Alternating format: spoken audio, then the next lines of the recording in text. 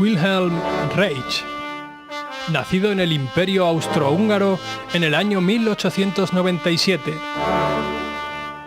Fue un científico, inventor, médico, psiquiatra y filósofo, entre otros títulos. Reich fue uno de los personajes más polémicos y conocidos en el siglo XX. Más perseguido que el propio Tesla. Reich abandonó el hogar para combatir en la Primera Guerra Mundial. Formó parte de la Sociedad Psicoanalítica de Viena y fue discípulo del mismísimo Sigmund Freud. Tomó partes de los estudios de Freud, como la teoría del inconsciente, la neurosis y el líbido, creando, basándose en ellas, una serie nueva de teorías revolucionarias y audaces que lo pondrían en el punto de mira de muchos. Reich, entre otros trabajos, sacó la revolucionaria teoría del origen de la vida, basada en la formación espontánea de esta gracias a la bioenergía o energía orgoniana.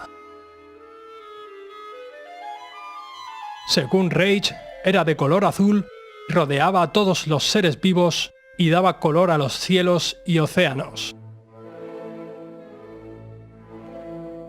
Reich fue expulsado de la escuela de psicoanalistas por sus ideas radicales e innovadoras. Fue expulsado en el Partido Comunista. Fue perseguido por los nazis. Fue expulsado de Dinamarca y Noruega por presiones del gobierno nazi. Fue extorsionado por los servicios secretos americanos. Fue arrestado y condenado a 2 años de prisión en la penitenciaría de Lewisburg, en Pensilvania, Estados Unidos, durante la caza de brujas del senador McCarthy, hasta que finalmente murió de forma sospechosa el 3 de noviembre de 1957, un día antes de apelar su sentencia.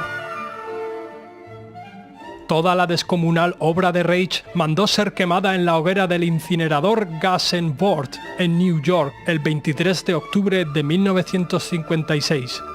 Según la FDA, la energía orgónica no existía y todo lo que dijo no eran más que delirios de un charlatán. Pero entonces, ¿por qué se tomó tantas molestias el gobierno americano en desprestigiarlo y en no dejar evidencia alguna de su obra? ¿O es que acaso realmente no fue un estafador? Y más bien, fue un genio.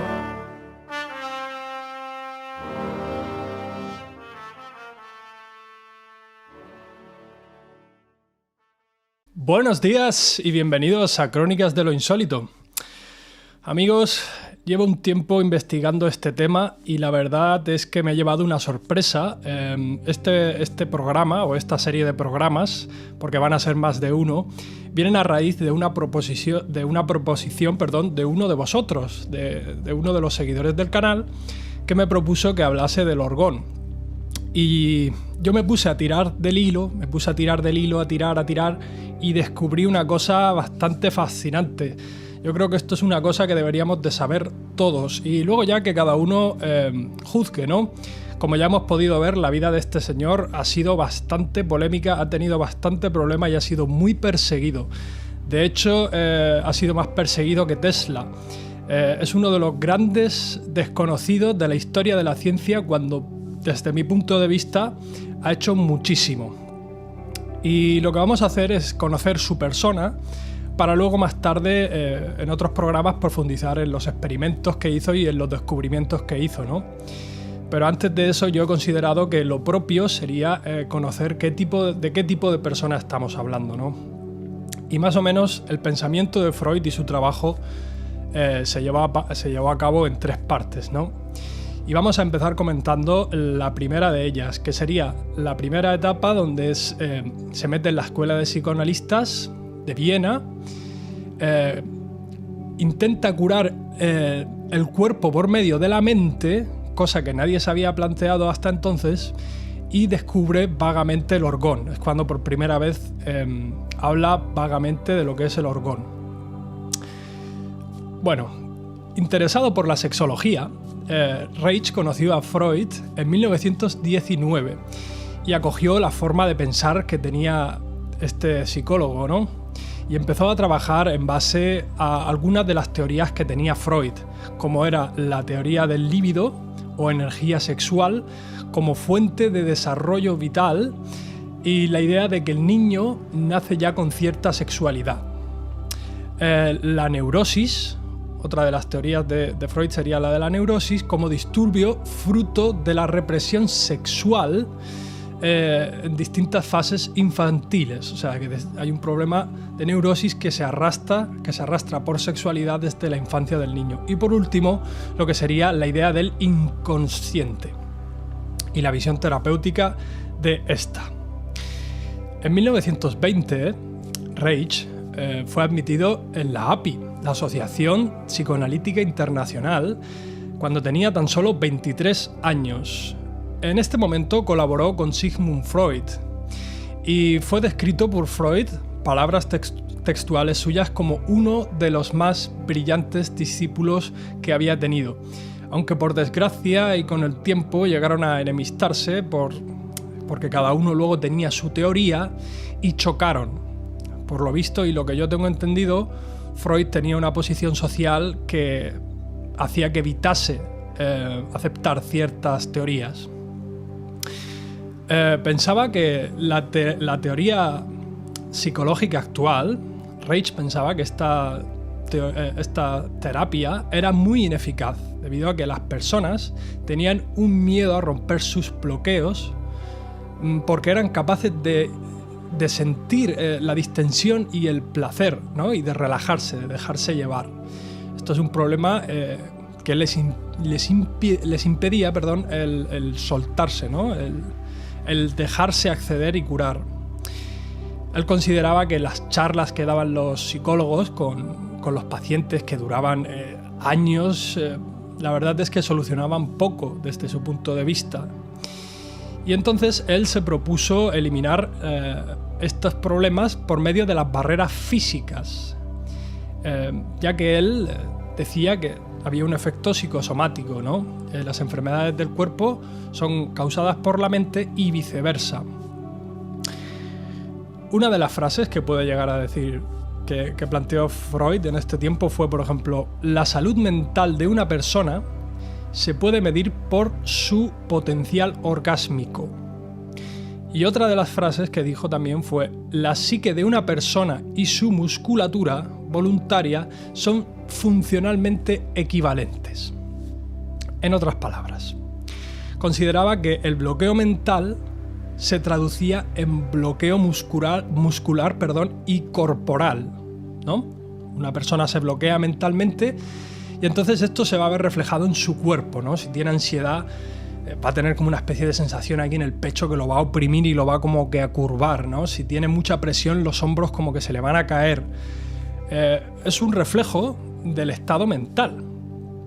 Y en este tiempo la verdad es que la psicología huía de lo que era el contacto físico con los pacientes, mientras que Reich la verdad iba a favor de tener otro tipo de terapias en las que se pudiese entrar en contacto con los pacientes, abrazarlos. De hecho los retorcía y los estiraba porque quería quitar el problema por medio del cuerpo, y la verdad es que seguía haciendo este proceso hasta que al final lloraban o vomitaban, liberándose así de su problema. Era por lo menos efectivo. Se puede cuestionar quizá sus técnicas, pero ya era un principio de lo que más tarde él desarrolló, ¿no? Esto es una práctica en bruto, como podríamos decir. Entonces, Reich inventó un sistema para curar a sus pacientes por segmentos corporales y los dividió en cráneo, el cuello, el diafragma, el vientre y la cadera. Entonces, más tarde, Reich también estuvo comparando el cuerpo humano con los protozoos, que dice que extiende su protoplasma. Los protozoos extienden su materia viviente que hay dentro de la célula, también llamado citoplasma, ¿no? Y el núcleo, todo lo que hay, se extiende ante el placer y se contrae ante el dolor, ¿no? Entonces él comparó esto con el ser humano y dijo que es más o menos lo mismo a escala.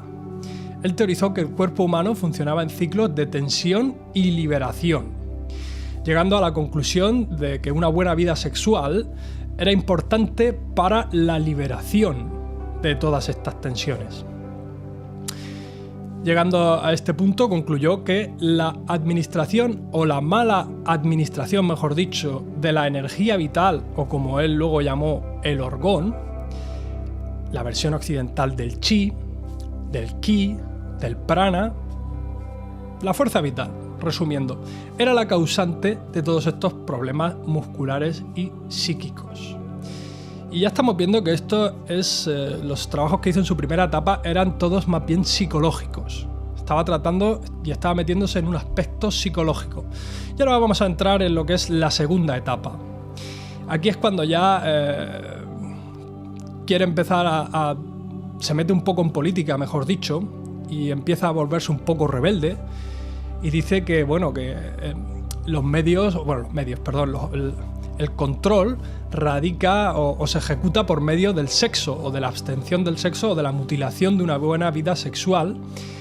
Tiene ideas de abolición jerárquica, inventa lo que es la vegetoterapia y descubre los biones, cosa muy, muy importante que vamos a ver un poco más adelante. En esta época, por allá por el 1927, aceptó las ideas marxistas y se unió al Partido Comunista Austríaco. Aquí mezcló el materialismo didáctico con la psicología, llegando a postular una interesante serie de teorías. Una de ellas es la primacía de lo inconsciente. ¿Y esto qué significa? Pues significa ni más ni menos que somos víctimas de nuestros instintos más primarios, que suelen ser el comer y el sexo. Eso es lo que guía básicamente a cualquier ser vivo. El comer y el sexo, o reproducirse, mejor dicho.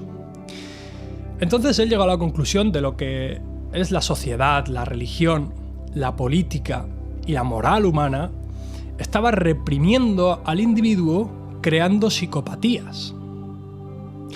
Observó que para que una clase social domine, la siguiente, o la que está inferior a la que domina, tiene que sufrir una represión sexual. ¿Por qué tiene que sufrir una represión sexual? Porque limitando la psique sexual del individuo se expone al control. Es más fácil de manejar y acepta las imposiciones con más facilidad, convirtiéndolos en sumisos. La tensión sexual acaba transmutándose en tensión corporal. Después de esto, concluyó que el capitalismo era incompatible con la salud mental. Ojo con lo que estaba diciendo. Y que una buena salud mental solo es posible con la abolición jerárquica y separación de clases sociales. Obviamente, esta serie de ideas, dejando aparte el tema de que fuesen ciertas o no, causaban una gran controversia en la gente que le seguía. Entonces estas ideas pues no fueron aceptadas ni mucho menos queridas, porque entre otras cosas iban en contra de lo que estaba diciendo Freud y fue en contra un poco de los principios también marxistas. Entonces ahí está cuando ya vemos que es un poco polémico por las cosas que dice por ser tan radical.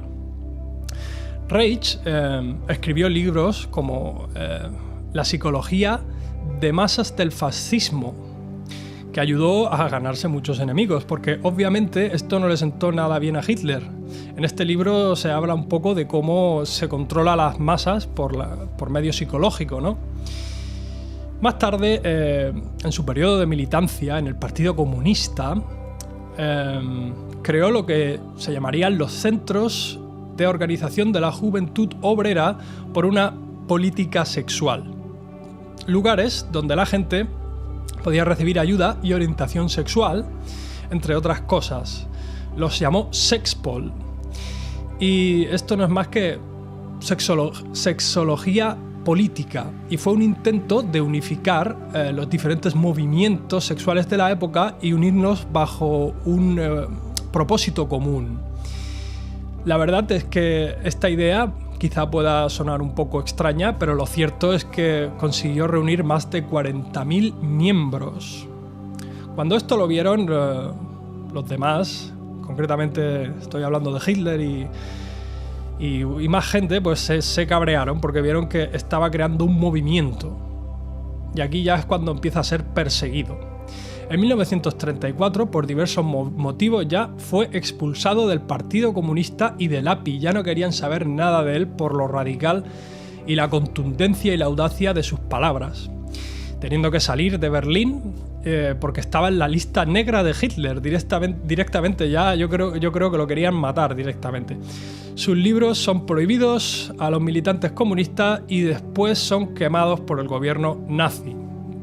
Durante esta época, aunque tuvo mucho problema, como estamos viendo, también creó una cosa muy interesante que sería la vegetoterapia caracteroanalítica.